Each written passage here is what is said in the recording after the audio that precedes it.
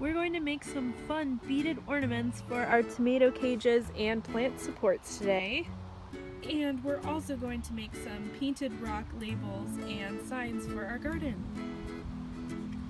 Okay, for this project, the painted rocks, you're going to need, of course, some sort of rock or stone. If it's smooth, it's a lot easier to paint on. As well as, of course, some paints. So I'm using some outdoor acrylic paints today, and these will last a lot longer outside, and you don't have to seal them with anything. And then I also have a paper plate under here, and I'm going to put my paints on there, like a palette.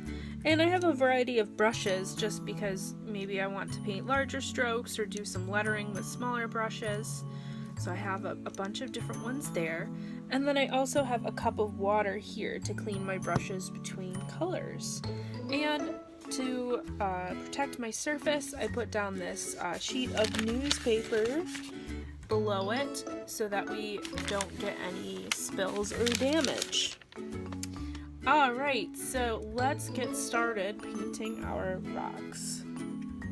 Okay, first I'm going to take my paints, I'm just going to shake them up because they've been sitting around for a while. We want to make sure that they haven't separated.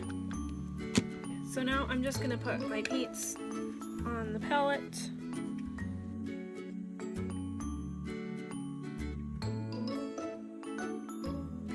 You can do whatever design that you want to do for your painted rocks.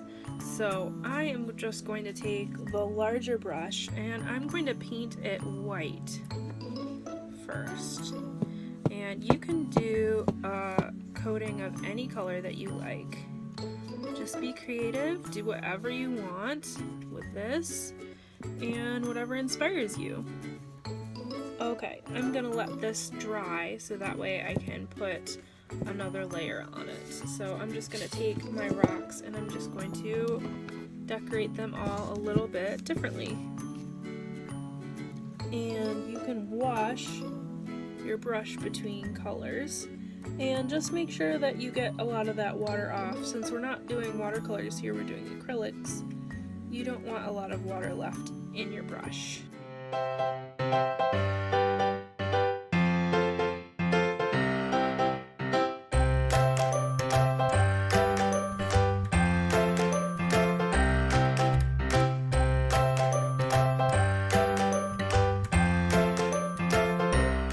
It is yasai vegetables in Japanese.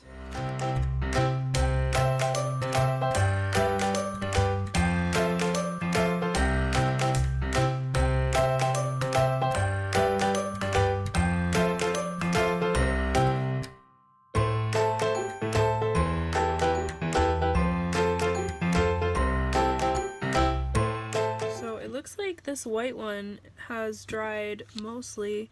So I'm going to go ahead, I'm going to put a second layer of white on there because I want it to be a little bit brighter of a white color.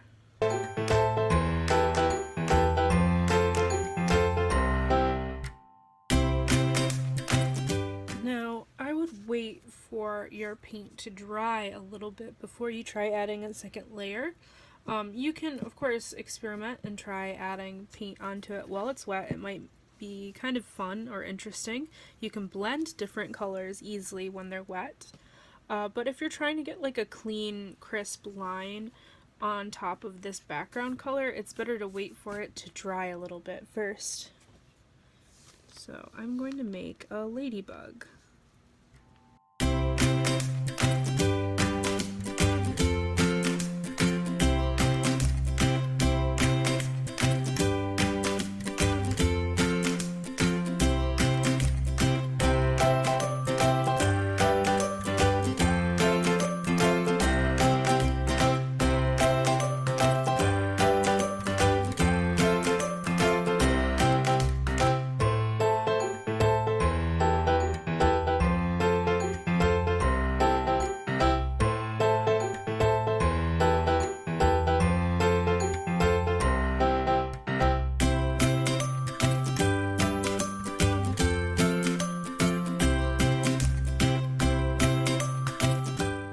So you can also use these stones not only just for random decorations for your garden, but you can use them as markers for the different plants in your garden as well.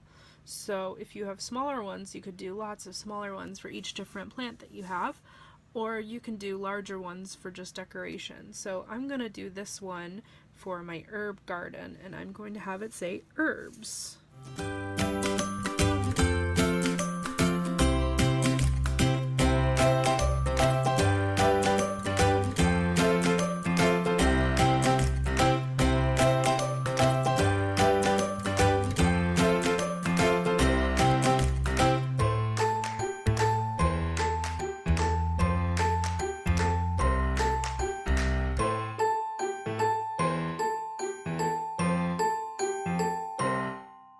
You can see my 3 stones. So, good bugs welcome, my herbs one, and my fun one, the yasai, the vegetables in Japanese. Okay, so I'm going to let these dry for at least 1 day. So I'm going to wait a couple days and I'm going to put them out in my garden. Okay, for our next garden craft, we are going to do something very simple. So you just need some sort of string or wire. I have some fishing line here, some jewelry wire, some scissors to cut it, and also some beads of different colors that will fit on whatever string or wire you have. So what we are making is we are going to be making some decorations that we can hang in our garden.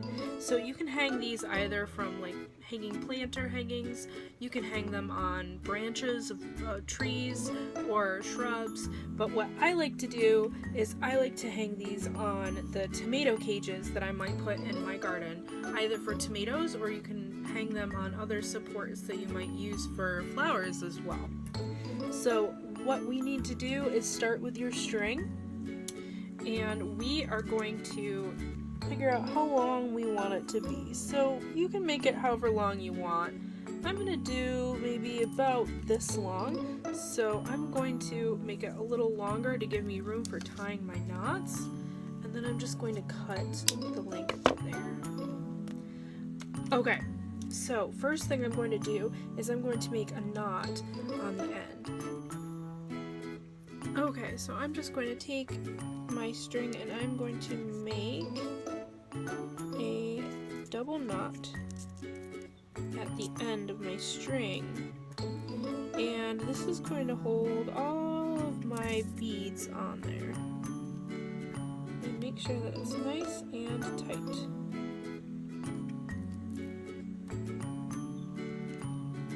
Okay. Yep, nice and tight.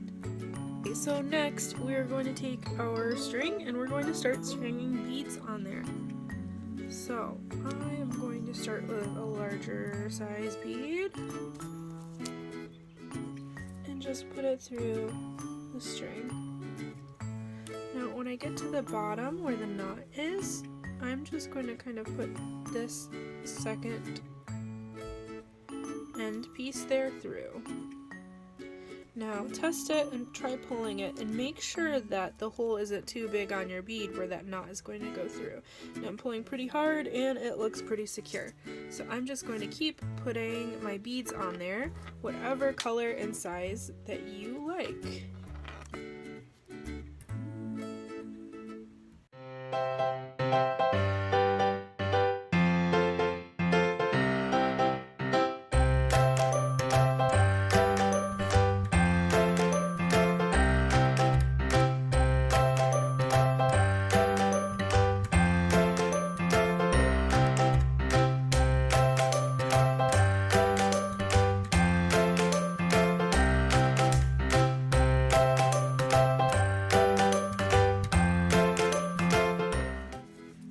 Okay, when your string is as long as you would like it to be, then we're going to tie it off. Now, I'm going to make a large loop because what I want is I want to be able to pull this through on the edge of my tomato cage when I am hanging it. So I think this size loop would be big enough to pull it tight so that it'll hang. So I'm just going to take it and then I'm going to make a knot right here by pulling it around and through. And I'm just going to hold down here so that it'll be nice and tight, and you can use your finger to kind of widen it and push it down if you have to.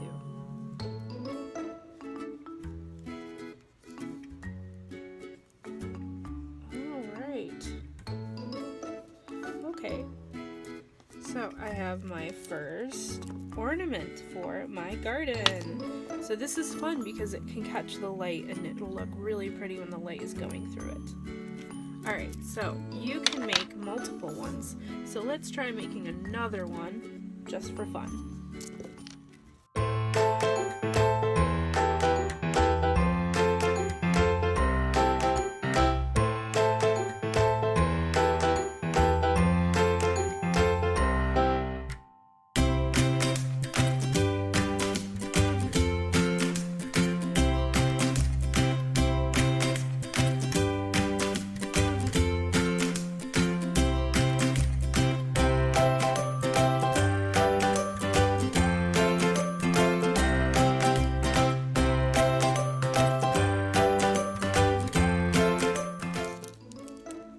Okay, now I have two different beaded garden ornaments, and I also have my rocks for my garden. So let's go put them out in the garden and let's make it beautiful. So you can put your stones out as a marker for the different things that you're growing or as a decoration. Here I'm using the herbs rock as a marker for the herbs that I'm growing in my garden here. And I just put this one here because I thought it was cute next to the forget-me-nots. Now for the beads, we're just going to hang them on our tomato cages here. Or you can hang them on your trellis too and just add a little bit of design and color to your garden. To put your beaded ornament on, you're going to put it under here, and then you're going to loop the bottom through the loop. Okay, so to string your beads, you're just going to hold the loop behind, and then you're going to pull it in front. So you see the string is kind of going around, and then pull the bottom through that loop on the top. Pull the whole thing through, and then you're just going to pull this loop tight, and now it's hanging. Now, depending on like what variety of plant you're using this for, it could kind of grow outwards of outside of this hoop a little bit, and you might not see the decoration as much. But I think for the most part it'll be pretty visible, and it's kind of fun, at least while your plant is growing, to have some decoration until it comes up some more. So here you go. This is the beaded ornaments.